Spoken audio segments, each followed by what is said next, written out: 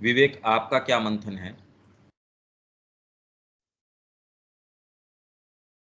कल जो हुआ उस पर भैया मैंने जो आध्यात्मिकता क्या है और अपने आंतरिक जीवन और बाह्य जीवन, ये मतलब कि भारतीय कौन है, ये सब भी आपने दिया था, लेकिन मैंने दो चीज पर गौर किया, आध्यात्मिकता क्या है और आंतरिक जीवन और बाह्य जीवन क्या है।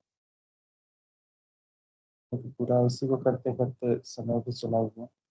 तो आध्यात्मिकता, आंतरिक जीवन और बाह्य जीवन जो है, आंतरिक जीवन जो मुझे समझ में आया कि जो हम अंदर में वास्तव में हैं, उससे युक्त होकर और उसका एक डिवाइन के साथ युक्त होकर जीवन जीना, वो एक आंतरिक जीवन हो गया। और बाह्य जीवन हो गया कि अपनी बाह्य मन प्राण शरीर की जो अपनी बाह्य इच्छाएं हैं, उसके जो अपने तरीके हैं, उसके अनुसार चलते चले जाना, ना कि अपने अंदर की जो एक सत्ता है उसके अनुसार जीने की कोशिश करें। हम्म। और आध्यात्मिकता भी कहीं ना कहीं एक आंतरिक जीवन का ही रूप मुझे नजर आया कि आध्यात्मिकता जो है सो वही काम कर रही है कि हम अपने निज स्वरूप में जो है उससे युक्त होकर निरंतर जिस जहाँ से हैं डिवाइन से युक्त होते हुए सारे वर्क को करते हुए आगे बढ़ते हुए। हम्म। मतलब कि मैं इसे इसमें लिखने की कोशिश कर रहा हूँ, मैं करूँगा तो आपको जरूर भेजूंगा। इसमें मैं एक आध आपसे शेयर कर देता हूं। पहले तो हम ये सेंटेंस खोलने की कोशिश करें, निश्चय ही आध्यात्मिकता भारतीय मन की मास्टर कुंजी है। पहले ये क्लैरिटी हो, आध्यात्मिकता करती क्या है, बोलते किसको हैं। कि जब तक हर शब्द इसके अंदर जो आ रहा है उसका डीप मेरे को अनुभव, और एक बार अनुभव हो गया वो नहीं।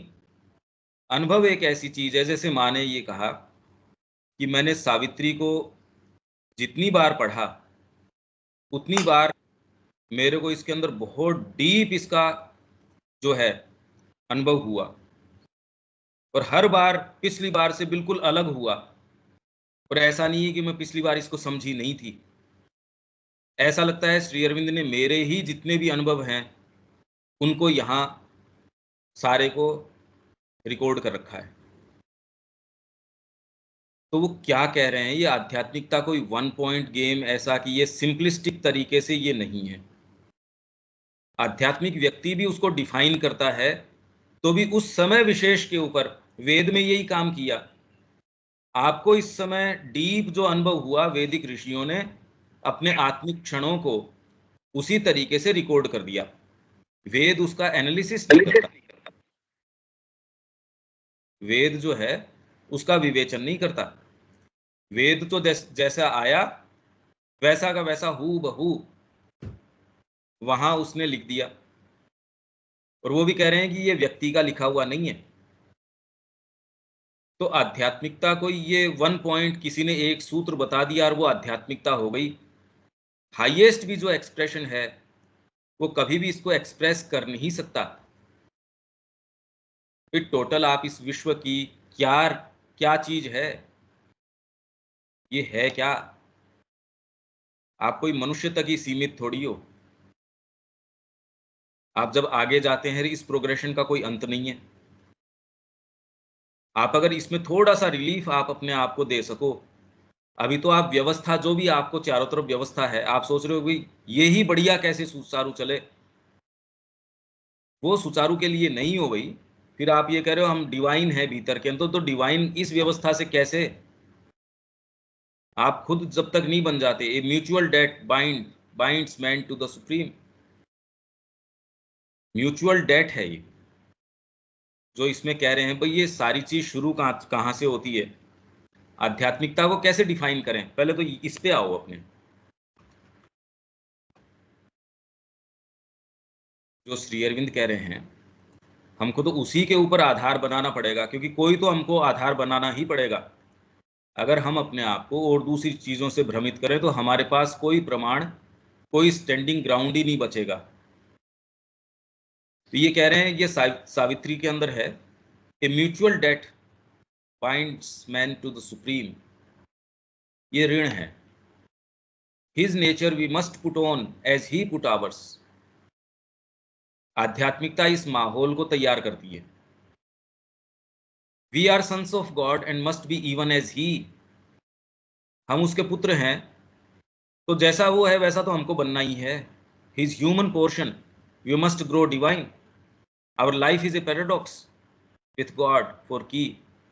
भगवान इसकी चाबी है। ये यहां से यदि शुरू करें, म्यूचुअल डेट, ये सारा एक्सप्रेशन, ये विश्व इसी चीज के लिए है कि कैसे भी आप कितना शीघ्र तरीके से, आपका ही और कोई दूसरे का है नहीं है। आप किसी पुस्तक के अंदर, कोई अनुभव के अंदर जिस भी सत्य से आपका साक्षात्कार होता है वो आपका पर्सनल है,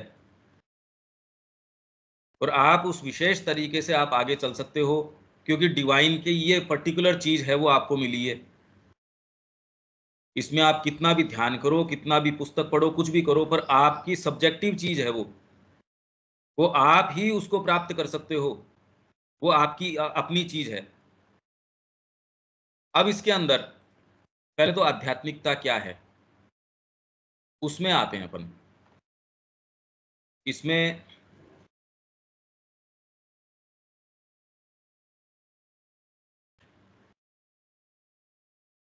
इंग्लिश में तो आपके पास है, हिंदी में तो खाली स्क्रीन के ऊपर आप देख सकते हो।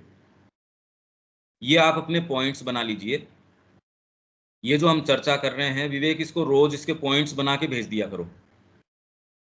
जब क्लास हो जाए तो इसके पॉइंट्स बनाओ। मेन पॉइंट्स क्या हैं, इसमें क्या चीज, कहाँ हम रुके, उसमें कौन सी बात सामने आई, ये पॉइंट्स बना लो मोटे मोटे कि ये चीजें हैं इसके अंदर, ये मूल विचार इसका ये है। तो ये टाइटल आपके है विचार करने की क्षमता, कैपेसिटी टू थिंक। ये इसी इंग्लिश के पेज के ऊपर आपको मिल जाएगा, 25 नंबर पेज जो प्रिंटेड आपके पास है इंग्लिश के अंदर, उसमें आपको मिल जाएगा सच्चा अभिजात्य, ट्रू एरिस्टोक्रेसी। इंग्लिश में ये टाइटल है। इसमें हालांकि ये नहीं कह रहे आध्यात्मिकता ये है, पर इसमें अब मैं आपको पढ़ जाता हूँ, फिर अपने आप ही ये बात आ जाएगी कि मैंने क्यों लिया आपके लिए। पहले हम आध्यात्मिकता को डिफाइन कैसे करें, ये क्लैरिटी हमारे आ जानी चाहिए।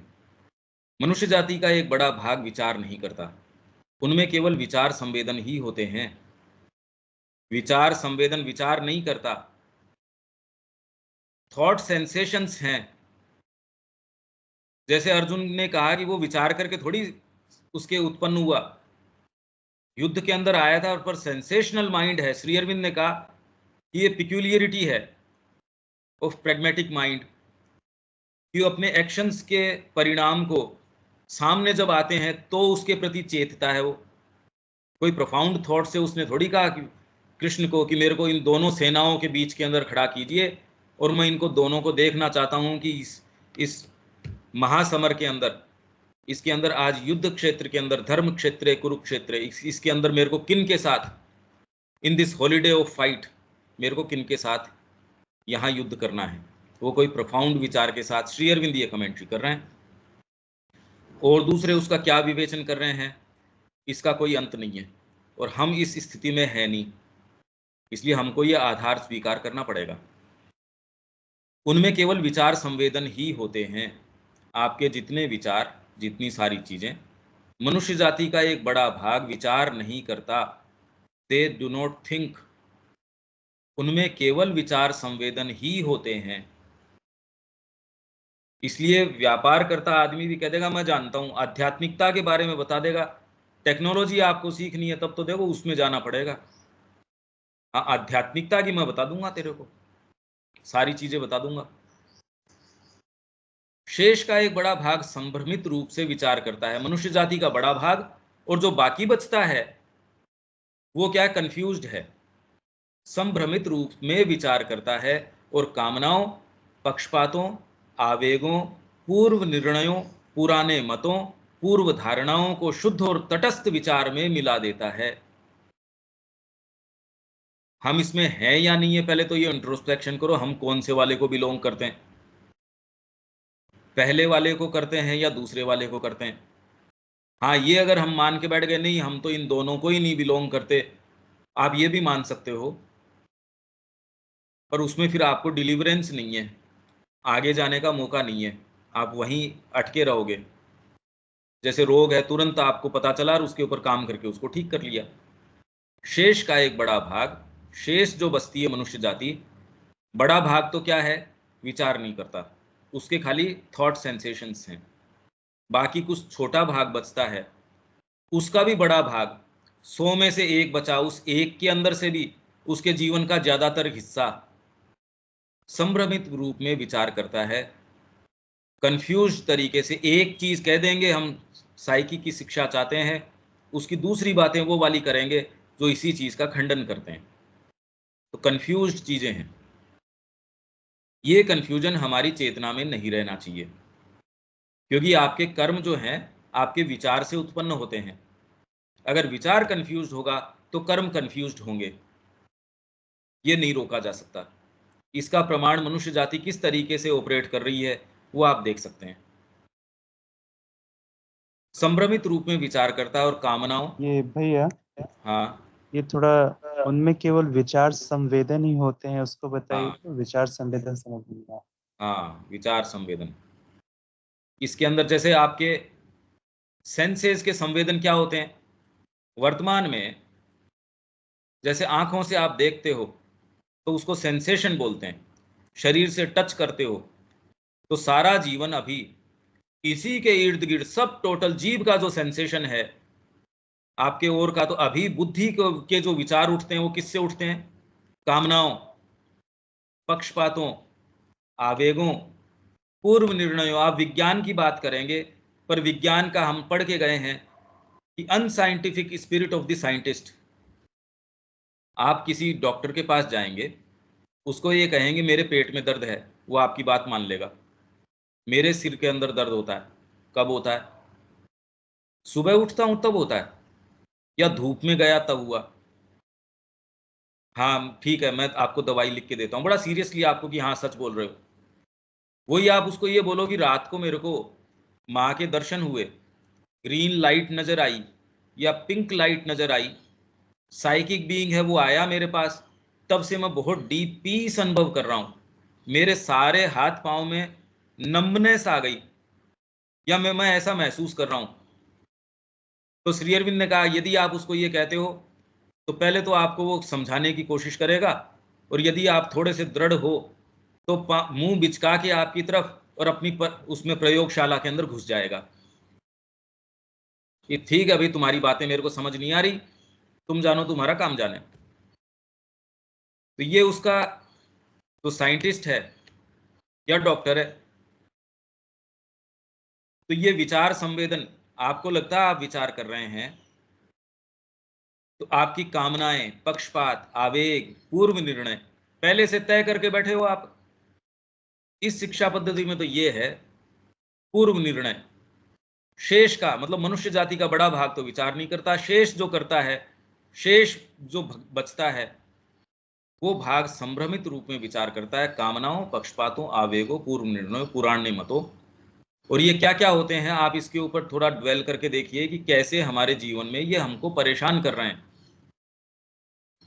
ये डिटेल के अंदर ये बातें कोई करता नहीं, क्योंकि उनका लक्ष्य मोक्ष होता है और दूसरे ये बात करते नहीं। यहां हम कह रहे हैं पूरी मनुष्य जाति को डिविनाइज करना है, तो जब तक आप अपनी सत्ता के एक एक तार को नहीं जानते, एक भाग के अंदर भी अंधकार रह जाएगा, वहां आपके जो जो कीड़े मकोड़े वहीं पैदा होने शुरू हो जाएंगे।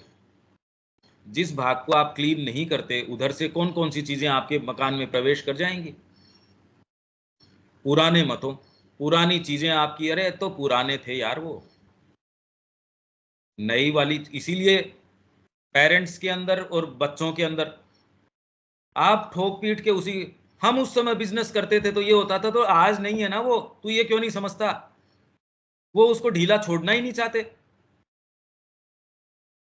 तो इसलिए कई जो है वो घर छोड़ के कि यार पेरेंट्स के इनके साथ तो नहीं रहेंगे, ये मेरे को बिजनेस में ही ढीला नहीं छोड़ रहे। आध्यात्मिकता की तो बात छोड़िए, आपके सामान्य जीवन के अंदर भी कहते हैं यार मेरे को थोड़ा सा, मैं इनकी सुनता क्या हूं, ये तो कहते हैं बस इसी तरीके से मेरे को फ्रीडम ही नहीं देते। अगर आप जीवन में कुछ नया करना चाहते हो, इस चीज को तो मीट करना ही पड़ता है आपको सामान्य जीवन के अंदर भी। आप किसी भी प्रोफेशन में है, नया कुछ अगर करना चाहोगे, पहले तो खैर नए का दायरा भी क्या होता है, तो आप ये पाएंगे वो जो रेजिस्टेंस है वो तो आएगी ही। और पूर्व धारणाओं, ये अलग अलग शब्द हैं, आप पक्षपात में सारों को नहीं मिला सकते। पूर्व निर्णय, इसीलिए मैंने ये पाया कि कितना भी डिस्कशन करो, पूर्व निर्णय तय करके बैठे। पूर्व निर्णय और पूर्व मत, मत अलग है, पूर्व निर्णय पूर्व धारणा को शुद्ध और तटस्थ विचार में मिला देता है। तो आप ये कहते हो ये वाली बात तो ये है, केवल कुछ ही जो धरती पर विरले ही अभिजात हैं, एरिस्टोक्रेट्स हैं, ट्रू एरिस्टोक्रेट्स, यथार्थतः और सच में विचार कर सकते हैं। तो वही अब सच्चा अभिजात्य है। मेरा प्रयास एकमात्र इसी चीज का है कि हम ये, हमारी चीजें किससे प्रभावित हैं, कामनाओं से, पक्षपातों से, आवेगों से, पूर्व निर्णयों से, पुराने मतों से, पूर्व धारणाओं से, हमारे विचार किससे संलग्न होकर आ रहे हैं। तो शरीर का और जन्म का अभिजात्य नहीं, एरिस्टोक्रेसी, क्योंकि इस परिवार में पैदा हुआ तो ये एरिस्टोक्रेट है। धन के कारण प्राणिक श्रेष्ठता अर्थात धन संपदा, प्रतिष्ठा, ऐशो आराम का अभिजात्य नहीं, हम तो इसी को मानते हैं एरिस्टोक्रेट है। उच्चतर भावों अर्थात साहस, ये तो मिलता ही नहीं। देखो अब ये अभिजात्य की श्रेणियां बता रहे हैं श्री अरविंद, आप इसको अगर इस यात्रा को करते हो, धीरे धीरे आपको ये कहाँ लेके जा रही है, आप आध्यात्मिकता कितनी ऊपर है डिफाइन कर पाओ या नहीं कर पाओ, पर एक्चुअल में वो बात क्या है वो आपको कुछ क्लिक कर सकती है। तो वही अब सच्चा अभिजात्य है, शरीर का और जन्म का अभिजात्य नहीं। शरीर से मतलब आप इस परिवार में पैदा हो गए, तो आप साहब एक रॉयल फैमिली के अंदर हो, हैं अभिजात्य मतलब एरिस्टोक्रेट, आप कोई रॉयल फैमिली के अंदर हो, आप कोई क्वीन के पैदा हो गए, तो आप चाहे न चाहे प्रिंस तो हो ही गए। तो शरीर और जन्म का अभिजात्य नहीं। आप कोई खूब पैसे अंबानी के परिवार के अंदर पैदा हो गए, अब आपको कोई और उसकी तो कोई आवश्यकता है नहीं, साहब परिवार में ही पैदा हो गए आप तो दूसरे आजकल जितने भी ये आते हैं कि ये नंबर, अगर इस नंबर पे आपका जन्म हो गया तो आप सफल हो, और वो सफलता की इस नंबर का मानक ये है क्योंकि 4 तो फिल्म स्टार इस डेट को पैदा हुए हैं, 5 इसको हुए हैं, थोड़े भी दिन बाद में सफलता के मानक चेंज हो जाएंगे, दूसरे नंबर हो जाएंगे। तो इससे पता चलता है कि इनके तो थॉट है ही नहीं, अभिजात्य है ही नहीं विचार का। कितना कोलाहल है आप देख सकते हो। पर ये दृष्टि तब आएगी जब डीपर दृष्टि होगी, तब देख सकते हो यार ये तो बात ही कुछ नहीं कर रहे, बुद्धि की बात नहीं कर रहे। तो उच्चतर भावों, या फिर 2 नंबर पे ये क्या कह रहे हैं, शरीर के अलावा प्राणिक श्रेष्ठता, धन संपदा है, प्रतिष्ठा है, ऐशो आराम का अभिजात्य नहीं। जन्म से तो हो गए, पर अब ये आपके पास ये वाली चीजें नहीं है, तो अब ठीक है। उससे भी ऊपर का अभिजात्य एरिस्टोक्रेसी, उच्चतर भावों अर्थात साहस, कार्य शक्ति, अगर आप में ये है तो उससे ऊपर के एरिस्टोक्रेट हो गए आप। सफल राजनीतिक सूझबूझ, आप में राजनीतिक सूझबूझ है, दूसरे को सेंस ही नहीं है। एक व्यक्ति को पता है डीलिंग किस तरीके से करनी है, वो डील ब्रेकर है, एक जना है वो डील ब्रेकर है। असफल हुए काम को जाके ऐसी कोई युक्ति बिठाएगा, सफल कर देगा। 500 साल से कोई चीज नहीं चली आ रही, ये जाता है उसमें ऐसा कोई इक्वेशन बिठा के आता है, कहता है बिल्कुल यस, एक यस वाला व्यक्ति है। एक जो बनी बनाई बात आपने साइन कर दी और हो गया, वो उसको निरस्त तो नहीं कर सकता, मान लो होने नहीं देगा, एक ऐसा व्यक्ति है। ये भी हो, तथा आधिपत्य और शासन करने के अभ्यास का अभिजात्य नहीं, बहुत कम होता है। हालांकि इन बाद वाले अभिजात्य को अनदेखा नहीं किया जा सकता। बाद वाला कौन सा है, आप में कला है, साहित्य है, साहस है, ये सारे पावर्स आपके अंदर ये हों। साहस और प्रेम हमने बात करी थी, अगर यही हो, साहस भी हो जीवन के अंदर, ये शब्द का क्या अर्थ निकलता आप आप खुद थोड़ा इसके ऊपर ड्वेल करना, क्योंकि ये कह रहे हैं श्री अरविंद, हालांकि इन बाद वाले अभिजात्य को अनदेखा नहीं किया जा सकता, अभी साहस में ही प्रॉब्लम चल रही है, पता नहीं इससे क्या होगा, पर आगे मान लो ये हम कर लेते हैं, पर आगे ये नहीं होगा तो बात तो साहस की तो चल रही है। अरे मैं कह रहा हूं ये सारे हों और फिर ना हुआ तो उसमें कोई दिक्कत नहीं है, ये आपके पास हो तो कौन सा एम्प्लॉयमेंट दे देते हैं, आपके तो चुनावी मुद्दा है। और इनफैक्ट उनको नौकरियां नहीं, जिनके पास ज्यादा बढ़िया डिग्री है उनको नहीं है, क्योंकि वो और कोई दूसरी चीज में जाना नहीं चाहते। अभी तो ज्ञान, सच्चा अभिजात्य किस चीज का है? ज्ञान, निर्बाध अंतर्दृष्टि, आपके डीपर विजन, निर्बाध,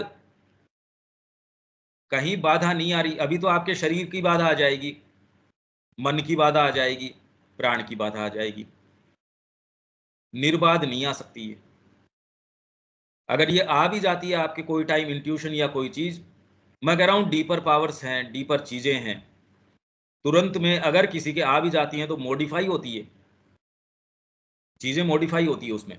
निर्बाध अंतर्दृष्टि और बौद्धिक क्षमता का अभिजात्य, सच्चा या सच्ची अरिस्टोक्रेसी ये है, बौद्धिक क्षमता, चीजों को देख सको, संस्कृतियां क्या कर रही है, मनुष्य जाति क्या कर रही है, जीवन किस लिए है, हमको जाना किस में चाहिए, ये प्रश्न और इसको करने का साहस, इसके लिए अपने आप का सर्वस्व छोड़ देने का साहस।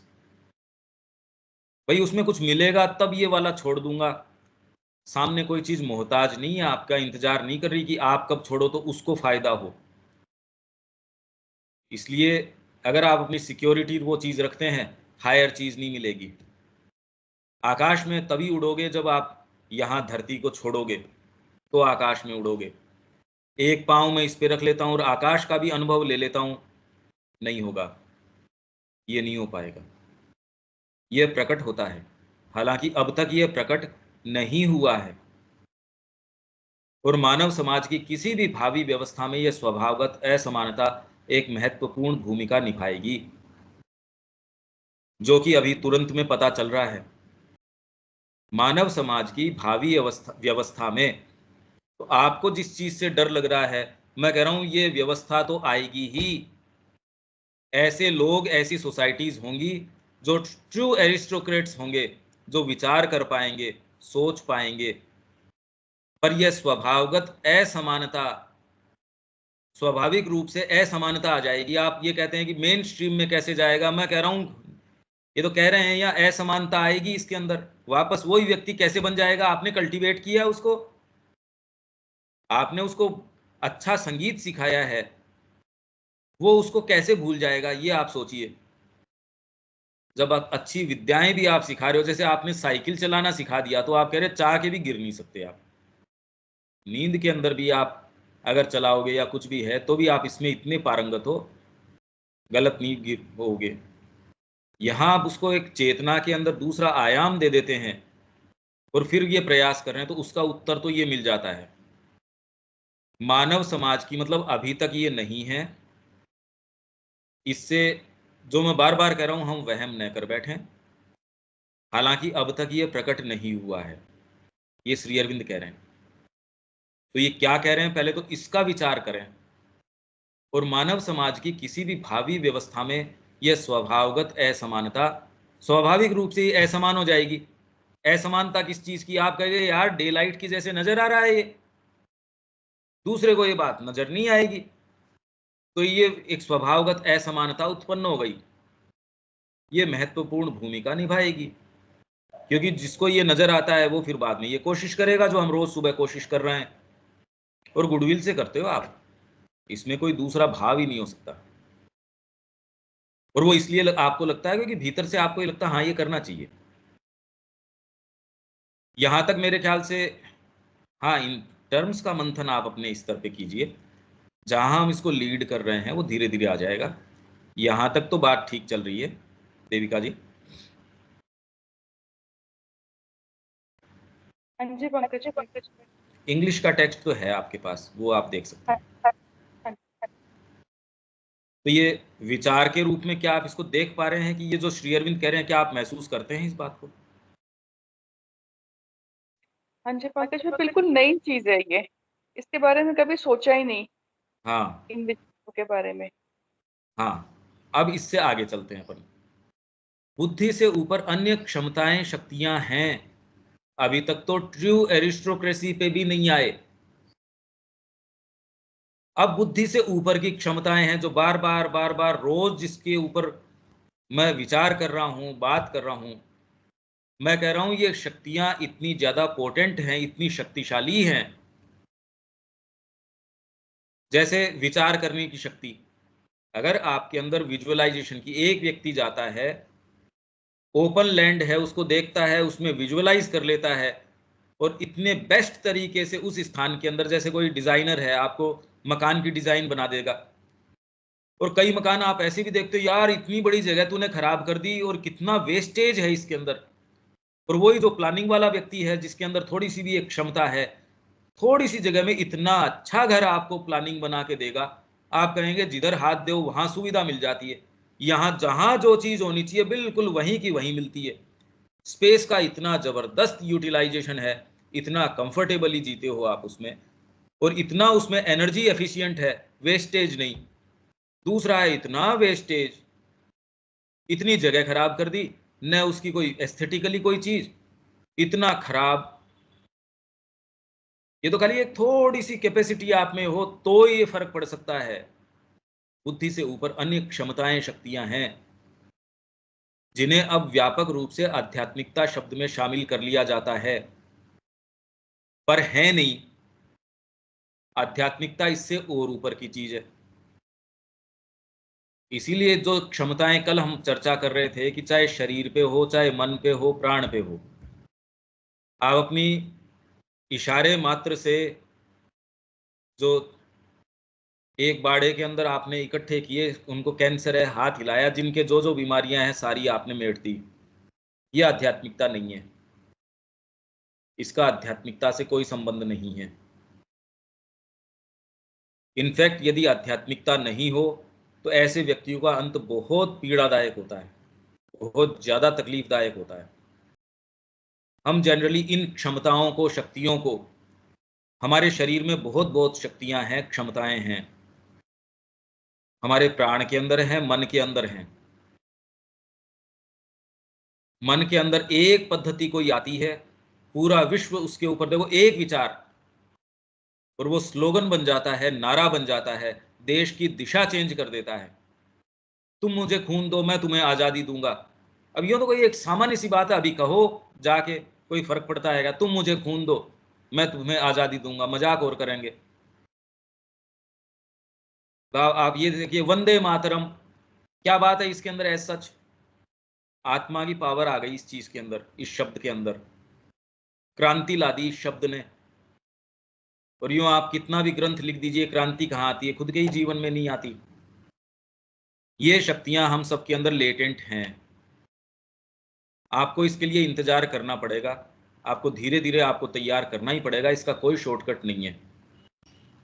मतलब इम्पेशंस से काम नहीं चल सकता इसके अंदर। क्षमताओं की यह राशि और भी अधिक असामान्य है।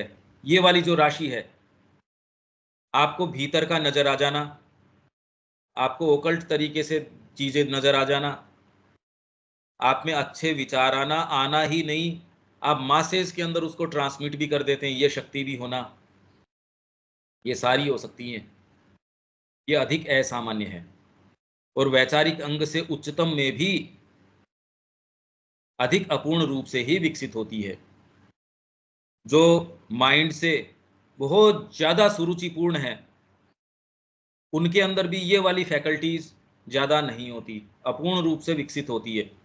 जो आपके फिलोसोफर्स हैं, खूब फिलोसॉफी की बात करेंगे, सारी बातें करेंगे, पर कहते यार ये वाली बात तो करी नहीं तूने, ये चीज कैसे हो सकती है? आप कह रहे हो जगत मिथ्या, तो मतलब आप कह रहे हो कोई चीज तो है जिसको आप मिथ्या बता रहे हो, भ्रम हो रहा है। रस्सी के अंदर सांप का, या सांप के अंदर रस्सी का भ्रम हो रहा है। पर वैचारिक अंग उसको ये नहीं बता रहा, अगर भ्रम भी हो रहा है तो सांप का तेरे अंदर चित्रण आया, तो इसका मतलब सांप यहां तो नहीं है, पर कहीं तो रियल है। आप मृग मरीचिका का उदाहरण देते हो कि वहां एयर के कारण आपको पानी नजर आना शुरू हो गया, वहां पानी नहीं है, पर पानी कहीं तो है, इसलिए आपको वो नजर आया। ये एक बेसिक जो बात है, ये विचार वाले व्यक्ति को कितनी कितनी आपके टॉप मोस्ट लोगों ने ही तो ये बातें करी है, जगत मिथ्या है, ये वाली बातें हैं, अपने तरीके से वो इसको एक्सप्रेस करते हैं। तो जब विचार के अंदर आप जाते हो तो आप कहते हैं नहीं, ये वाली बात तो ये नहीं है। अधिकांश लोग बौद्धिकता, कल्पनात्मक प्रेरणा या भावनात्मक तीव्रता को आध्यात्मिकता समझने की भूल करते हैं। श्री अरविंद निचले सारे आधार छोड़ के यहां तक आए हैं। इसलिए मैं आपसे कोई आध्यात्मिकता क्या है उसके उत्तर नहीं चाह रहा। मैं तो ये प्रश्न उठाना चाह रहा हूं कि आप उसको किस चीज के ऊपर डिटरमिन करते हैं। ये कहां तक चढ़ के आ चुके हैं वो देखिए। ये आरोहण, अधिकांश लोग बौद्धिकता, जिसके अंदर आपके जो बड़ी बड़ी फिलोसॉफी है, नीत्शे की है, ये किस किस की नहीं है, उसको कहेंगे। इवन वो कह रहे हैं साहब, अब रोमन रोलैंड इस तरीके से सोचता है, या फिर बाद के अंदर ये वाला रसेल जो है, बर्ट्रैंड रसेल है, वो इस तरीके से सोचता है। तो कृष्ण प्रेम, क्यों श्री अरविंद उनको कहते हैं पश्यंती वाक, जो बोलता है सत्य के स्रोत तक चली जाती है वाणी। क्योंकि वो कहता है यार ये शुरुआत ही गलत कर रहा है। और उनके अंदर ये डिसेंसी थी, तो दिलीप कुमार रॉय समझते थे इस बात को। अधिकांश लोग बौद्धिकता, कल्पनात्मक प्रेरणा या भावनात्मक तीव्रता को आध्यात्मिकता समझने की भूल करते हैं। और दूसरे छोड़िए, रविन्द्रनाथ टैगोर ने इसको चिट्ठी लिख के कहते हैं कि दिलीप, हम टेम्परामेंट से कलाकार हैं, योगी नहीं। अब आप समझ सकते हैं कि ये चीज कहां तक प्रवेश कर सकती है। तो मैं खाली ये चीज इंडिकेट करना चाहता हूं कि हम यहां नहीं अटक जाएं, हम गहराई में प्रवेश करें। परंतु यह आध्यात्मिकता तो बहुत उच्च क्रिया है। बौद्धिकता, कल्पनात्मक प्रेरणा और भावनात्मक तीव्रता, जिसमें आपके खूब भाव आंसू आ रहे हैं, आपने अपना परिवार छोड़ दिया, आप भगवान के पीछे या भावनात्मक तरीके से, अरे मैं तो इस मूर्ति के पीछे ही हूं, या गौसेवा के पीछे हूं, या मैं जिस भी कॉज के लिए, तो खाली मेंटल है, ये तो ऊपर ही हम छोड़ आए। अगर आप में ये फैकल्टीज भी होती हैं, ये जो दुर्लभ वाली, तो भी ये कह रहे हैं कि इन सब से आध्यात्मिकता, इनको समझने की हम भूल करते हैं। परंतु यह आध्यात्मिकता से बहुत उच्च क्रिया है, सबसे उच्चतम, जिसकी कि अन्य सभी तो केवल आवरण और आच्छादन ही है, कवरिंग है, बाकी सारे तो और आवरण है। यहां हम उत्पत्ति स्थान तक पहुंच जाते हैं, ये सोर्स है हर चीज का, यहां से हर चीज की उत्पत्ति है, स्रोत तक, मानव क्रम विकास के लक्ष्य तक लौट जाते हैं। इस क्रम विकास का लक्ष्य क्या है? इसलिए मैंने आपको ये पढ़ के सुनाया, क्या? A mutual debt binds man to the supreme. एक ऋण है, हम मनुष्य बन गए, इस चीज का ऋण है, परमात्मा मनुष्य बन गया, म्यूचुअल पारस्परिक ऋण है हमारा। जब तक ये ऋण नहीं चुकाते, परमात्मा का ऋण हमारे ऊपर है। His nature we must put on as he put ours, वैसे ही जैसे उसने हमारी को पुट ऑन किया। यहां हम उत्पत्ति स्थान तक पहुंच जाते हैं, स्रोत तक, मानव क्रम विकास के लक्ष्य तक लौट जाते हैं। परंतु यद्यपि आध्यात्मिकता ने मनुष्य जाति में प्राय ही महान लहरों में प्रवेश किया है, लहरों में किया है। बुद्ध आ गए, चैतन्य महाप्रभु आ गए, उनका मूवमेंट आज भी कम नहीं हुआ है, बढ़ रहा है। जिस समय आए थे उस समय से उनका मूवमेंट आज भी बढ़ चुका है। मतलब छोटे छोटे लोक देवता हैं, उनका मूवमेंट बढ़ गया, लोक देवताओं का मूवमेंट बढ़ गया। ये देखिए आप, कितनी जोरदार बात है। यदि आप आंख खोल के देखें, हम ये देख रहे हैं छोटे छोटे, जैसे रानी सती है सपोज, लोक देवता है, उनके मंदिर अमेरिका तक के अंदर बन रहे, जगह जगह जगह जगह। और एक तरफ आप ये करें सती प्रथा, तो फिर इसको इतनी ये चीज क्यों? क्योंकि उसका उत्तर एक तो सबसे पहले तो कुमार स्वामी ने, आनंद कुमार स्वामी ने दिया था। इसके पीछे की गहराई, आप जो इसको बाहरी तरीके से मानते हैं, ये बाहरी चीज नहीं है। तो भी ऐसा इसने महज एक अस्थायी प्रेरणा पैदा करके केवल कुछ ही आत्माओं में विश्राम करने के लिए किया है। वो कोई आध्यात्मिक एक मूवमेंट आ गया, आपका चैतन्य महाप्रभु में आ गया, रामकृष्ण जी के अंदर आ गया, पर इसकी कोई ये व्यापक क्रिया नहीं है। खाली अस्थायी प्रेरणा पैदा करके केवल कुछ ही आत्माओं में विश्राम करने के लिए, यार जिंदा तो रहें कम से कम, इसलिए मूवमेंट आते रहे, भक्ति के मूवमेंट। साउथ में आलवार्स हैं कितने सारे, जिसमें आप ये कहते हो ये अलग अलग जो आयुध हैं, या भगवान का कोई सिंहासन का अवतार है, रामानुज वो लक्ष्मण के अवतार है, राम के अनुज, कोई उनके शंख का अवतार है, कोई चक्र का अवतार है, कोई किसका अवतार है, कोई किसका अवतार है। इनके माध्यम से कितना जबरदस्त आध्यात्मिक उत्थान आता है उस समय विशेष के ऊपर, और इनफैक्ट वो आपके जो सटल नेचर है उसमें वो प्रभाव रह जाता है। जितने भी संत आए हैं, कोई भी हैं, वो गए नहीं कहीं, उनका प्रभाव आज भी है। वो नहीं हो तो आप प्रोग्रेशन करेंगे किस तरीके से, पर उत्थान आता है। मां श्री अरविंद का तो अभी आना बाकी है भाई। जब उनका प्रभाव आज आप देखते हो, राम का, कृष्ण का, ये पूरे विश्व पे पहले से ज्यादा अब फैलना शुरू हुआ है, तो वैसे ही श्री अरविंद का तो युग अभी पूरा आगे सारा ही समय ना बाकी पड़ा है, और अपने पीछे केवल अपने ऊपर के आवरणों और छायाओं को छोड़ा है। मतलब जिन लोगों के अंदर इसने अपनी अभिव्यक्ति करी भी है, टॉप मोस्ट बुद्ध हैं, रामकृष्ण हैं, चैतन्य हैं, जो भी लोग हैं, उनमें क्या किया, अपने पीछे केवल अपने ऊपर के आवरणों और छायाओं को छोड़ा है। जो आध्यात्मिकता प्योर होती है उसके रिफ्लेक्शंस, क्योंकि उनमें तो प्योर है पर हमारी आंखों को नहीं नजर आती ना। समस्या रामकृष्ण जी की, उनकी नहीं है। इन्होंने, इस आध्यात्मिकता ने उन खाली अपने आवरण और छाया छोड़ी है। जैसे आकाश मार्ग से प्लेन तो निकल गया, नीचे खाली छाया बनी उसकी। तो जो आज आध्यात्मिकता की टॉप मोस्ट भी बातें हैं, वो वैसी छायाओं को चेज करना है। व्यक्ति चला गया, उस छाया को जो वो बता के गया उसको हम चेज कर रहे हैं, उसके ऊपर ये मरने मारने को तैयार रहते हैं, यही वाली छाया बढ़िया है, यही वाला ये बढ़िया है, ताकि उस चीज का गठन और उसे संजीवित करे, जिसे प्राय धर्म कहा जाता है। इसके आधार के ऊपर धर्म बन जाता है, जिसके ऊपर आप मरने मारने, विवाद करने, इसके लिए तैयार रहते हैं। इस बीच विचार ही वह उच्चतम चीज है जिसे मनुष्य ने वास्तव में प्राप्त किया है, और विचार ही है जिसके द्वारा पुराने समाज को तोड़ा गया है। और आज हम वैचारिक की तो बात कर रहे हैं यहाँ, इसलिए बार बार जो मैं प्रेशराइज कर रहा हूं, मैं समझ सकता हूं, वो आपके बने बनाए विचारों को तोड़ना है, जिससे कि आप नई संरचना के लिए तैयार हो जाएं। अगर ये नहीं कर पाते तो आपकी मुक्ति तो कैसे होगी? आप उन्हीं विचारों को नहीं तोड़ पा रहे, तो मेरे को रिलीफ कैसे मिलेगी? मेरे अपने विचार हैं, आपके अपने हैं, मैं दिन दिन ग्रो कर रहा हूं, ये कोई बात थोड़ी है। और विचार दो पृथक पक्षों का बना होता है, निर्णय या तर्क तथा कल्पना, जिनमें से दोनों ही समुचित विचार संरचना के लिए आवश्यक हैं।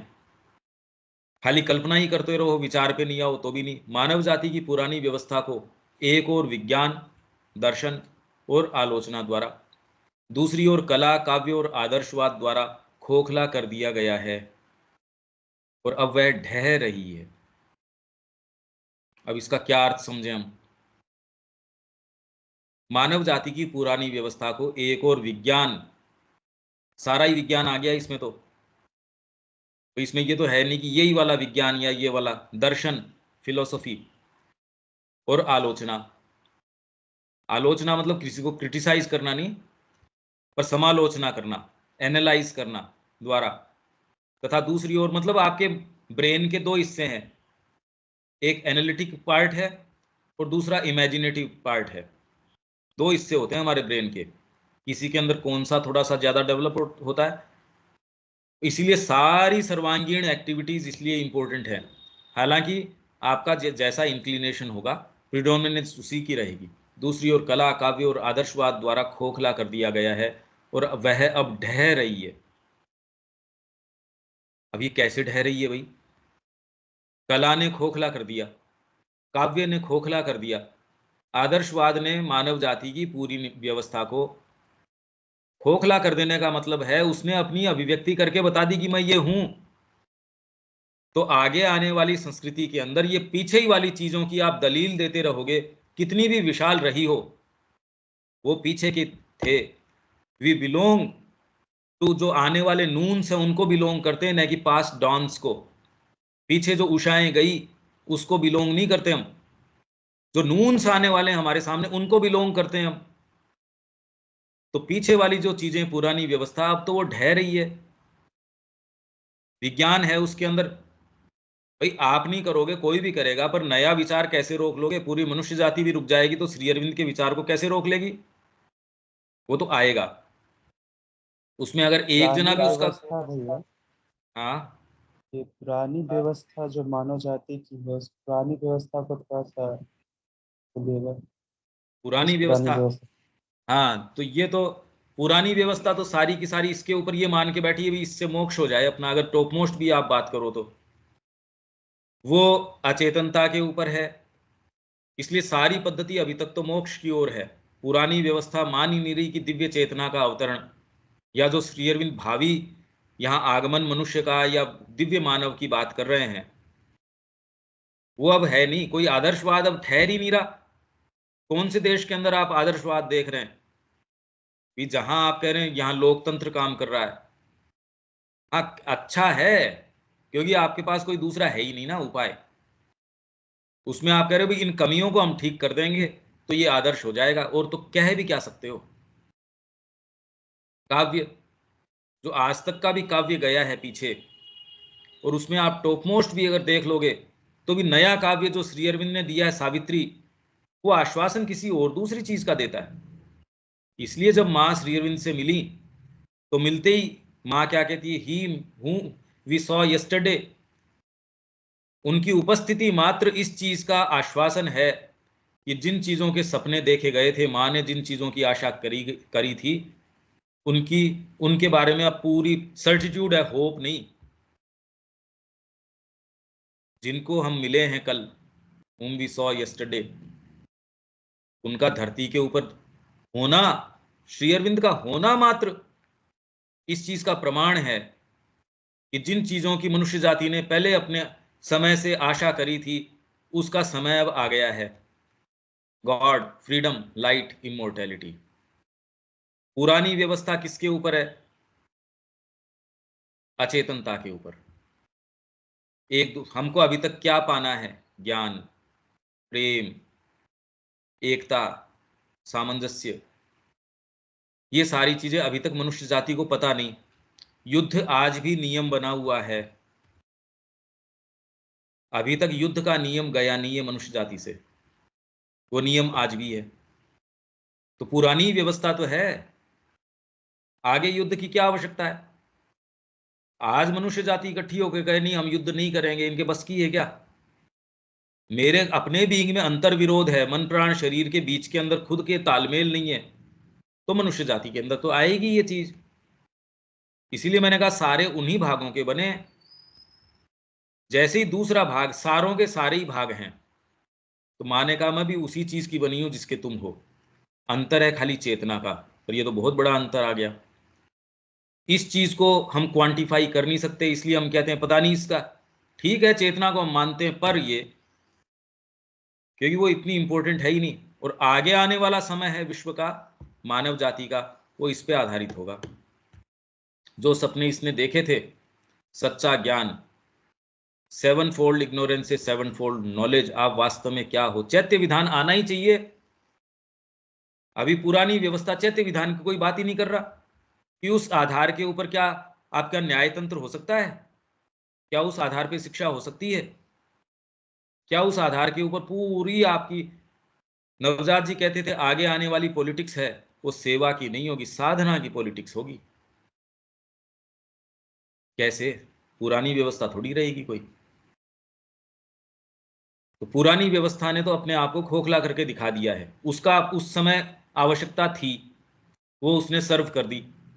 पर अगर मैं उन्हीं क्रम्बल होते रूपों के पीछे लगा रहूंगा तो वो तो मेरे को हेल्प कर नहीं सकती। ये तो डूबता जहाज है, उसको हाथ अगर लगाओगे तो आप भी डूबोगे इसके अंदर। वो अपने समय बहुत जंगी जहाज टाइटैनिक रहा था, वो बढ़िया से बढ़िया सुविधाएं थी उसके अंदर, आज नहीं है। आपको भावी समय के अंदर क्या विचार होना चाहिए, मनुष्य जाति के सामने क्या समस्याएं हैं, ये विचार करना पड़ेगा। इसके लिए पहले तो अपने जो मनुष्य जाति का बड़ा भाग क्या करता है, छोटा भाग क्या करता है, हम कौन से वाले में हैं। True aristocracy, capacity to think, उस पे जब मैं कोशिश करता हूं, अरे शुरू करो सोचना। इनमें से विज्ञान, दर्शन और आलोचना ने विलासिता, आराम और सुविधा की व्यवस्था करके, विज्ञान ने और कुछ नहीं किया अभी तक, जिसकी की सभी मनुष्य कामना करते हैं, मानव जन समुदाय के लिए अपनी उपयोगिता स्थापित कर दी है। पर यह भी स्थापित हो गया कि विज्ञान आपको कुछ नहीं दे सकता है सच, जो कि कल की चर्चा के अंदर आई गया। हालांकि विज्ञान क्या कर सकता है और वास्तव में विज्ञान क्या है, उसका सेंस है ही नहीं।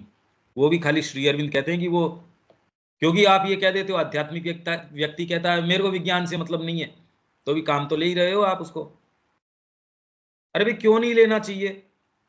कोई भी यंत्र अगर माँ के उपयोग के अंदर आ रहा हो, आप अगर ये करके बैठ जाओ, मैं तो उससे प्रतिज्ञा करके आया हूं तेरे से बात नहीं करूंगा, माँ कह रही है जा बेटा बात करके आ उससे, अब आप अपनी प्रतिज्ञा को रखोगे या माँ के आदेश को मानोगे। तो आप खुले तरीके से भी, माँ तू चाहती है वैसे काम करूंगा मैं। हमको ना विज्ञान से मतलब है, ना कोई प्रेम है, ना कोई द्वेष है, ना कोई बात। उसको हम सही वैभव ही आध्यात्मिकता देती है विज्ञान को, अगर समझ में आ जाए तो। विज्ञान को सच्चा वैभव भारत के अंदर कभी इसको डिसडेन नहीं किया गया। और आवेगों, स्वार्थों, लालसाओं, आकांक्षाओं, अभीप्साओं के भ्रमित संघर्ष में, जो कि विलय और क्षयकारी प्रभाव के साथ पूरे विश्व में काम कर रही है, मानव जाति, मनुष्य जाति को औचित्य बोध से सुसज्ज कर दिया है। इतना तो इसने कर दिया है। अधिक सूक्ष्म और गंभीर दूसरे पक्ष का मूल्य उसकी प्रक्रियाओं में कम गोचर और इंद्रियगम्य स्वरूप के कारण जनसाधारण के लिए अस्पष्ट रहा है। दूसरा जो पक्ष है, पहले तो इनका दिवालियापन, अभी तक इनके कोई विशेष कोई समझ में आया नहीं। तो ये एक इस परिप्रेक्ष्य में कि आप ये समझो आध्यात्मिकता क्या चीज है, पहले तो ये वाली बात समझो कि ये बातें क्या हैं। आध्यात्मिकता ये नहीं है, नहीं है, नहीं है, फिर बाद में ऐसे एक एक स्तर करते जाते हो, तब इंडिकेशन आता है कि ये वाली नहीं है, तो ये वाली फिर बाद के अंदर ये तत्व हो सकता है।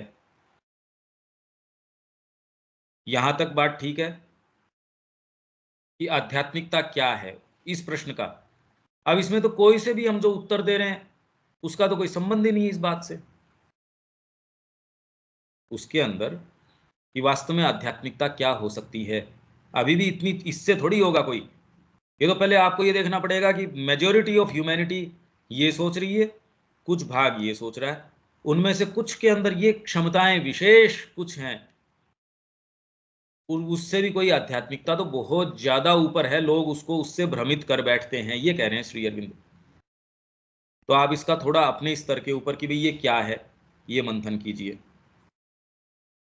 यहां तक इनमें कोई सेंटेंसेस में कोई प्रश्न है क्या, कि मंथन करने की प्रक्रिया तो आपको व्यक्तिगत तरीके से करनी पड़ेगी। आपके पास ये इंग्लिश के अंदर हैं, ये वॉल्यूम्स, ये चीजें आपके पास होनी चाहिए। नहीं है जिसके पास वो मेरे को बोल दो, मैं भेज दूंगा।